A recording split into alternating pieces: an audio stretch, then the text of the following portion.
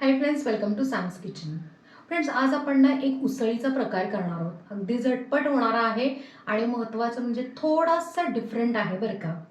तर आज आपण फ्रेश मटारपासून बेळगावी पद्धतीची दुधातली मटारची उसळ ही रेसिपी आज आपण करत आहोत.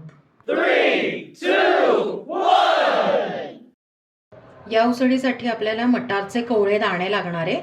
इथे मी 1 बाउल घेतले. वाटीचं प्रमाण म्हणलात तर 1.5 वाटी लागेल.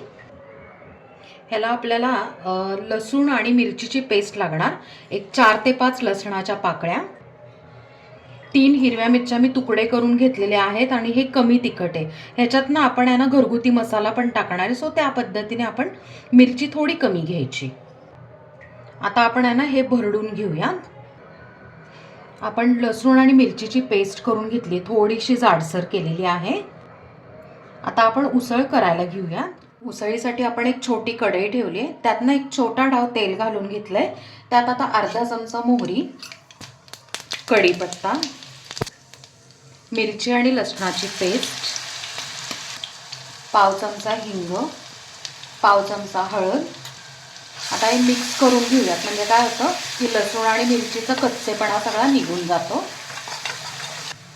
आता कच्चेपणा ह्याचा निघून गेला. 1 मिनिट आपण फ्राय केलं होतं. यात ना आता मटारचे दाणे टाकूया. अगदी 1 मिनिट आपण ना मटार ह्याच्यात फ्राय करून घेणार. म्हणजे काय होतं माहिती आहे का, तेलात मटार फ्राय केला ना की त्याचा हिरवा रंग जो आहे फ्रेश तो तसाच राहतो. 1 मिनिट आपण ना फ्राय करून घेतला. आता त्यात ना लो फ्लेम करायची आणि थोडंसं पाणी घालून घ्यायचं. आता एक 3 ते 4 मिनिटं आपण आहे ना झाकण ठेवून थोडीशी वाफ आणूयात. 3 मिनिटं झाले, आपण चेक करूया. हां, थोडंसं पाणी आटलंय, म्हणजे काय झालंय की 70-80% छानपैकी आपले मटार शिजलेले आहेत. त्यात आता चवीप्रमाणे मीठ, पाव चमचा साखर, 1 चमचा आहे ना घरगुती मसाला. आता इथे मी गोडा मसाला टाकला, त्याच्याऐवजी तुम्ही कुठलाही तुमचा घरगुती मसाला आहे ना तो टाकला तरी चालेल. आता मिक्स करूया. आता जेवढे मटार घेतले होते तेवढं दूध, म्हणजे 1 बाउल मटार घेतले तर 1 बाउल आपण दूध घालून घेणार आहोत. त्यात आता खवलेला नारळाचा किस, म्हणजे तुम्ही आहे ना नारळाचा चवसुद्धा घालू शकता किंवा नारळाचे सरळ तुकडे करून आहे ना मिक्सरमधनं काढले तरी चालेल. ते आपण आहे ना पाव वाटी टाकलेलं आहे. अर्धी वाटी पाणी, बारीक चिरलेली कोथिंबीर. आता हे ना सगळं मिक्स करून घ्यायचं. ह्याच्यात ना आपण आहे ना दूध आणि ओला नारळ टाकलेला आहे ना. ॲक्च्युली ओला दूध जे आहे तर ते आपलं ना हिरो इन्ग्रेडियंट आहे. त्याची जी आहे ना एकदम मस्त चव येते किंवा टेक्स्चर येतं ना आपल्या उसळीला, खूप सुंदर लागतं. किंवा ओल्या नारळाचा जो नारळातलं दूध किंवा मग जे नॅचरल ऑइल असतं ते ह्याच्यात उतरतं आणि चव खूप छान लागते. बरं, आता इथे काय करायचं, आपल्याला उसळ ना छानपैकी उकळून घ्यायची. आणि इकडे आपण एक काळजी घ्यायची की ह्याच्यावर अजिबात झाकण ठेवायचं नाही, कारण आपले हे जे मटारचे हिरवे दाणे आहेत ना ते छान, त्याचा कलर फ्रेश राहील.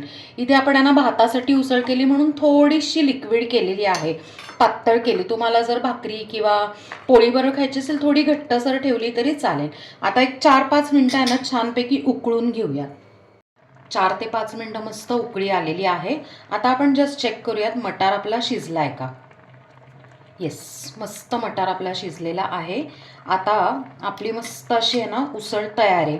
गॅस बंद करून आपण गरमागरम उसळ सर्व करून घेऊया. फ्रेंड्स, थंडी विशेष मस्त अशी गरमागरम आणि चविष्ट अशी बेळगावी पद्धतीची दुधातली मटार उसळ तयार आहे आणि आपण ती इथे सर्व केलेली आहे. काय मंडळी, तोंडाला पाणी सुटलं असेल ना, असं वाटत असेल मस्तपैकी आहे ना 1 वाटीभर उसळ घ्यावी आणि नुसती खावी.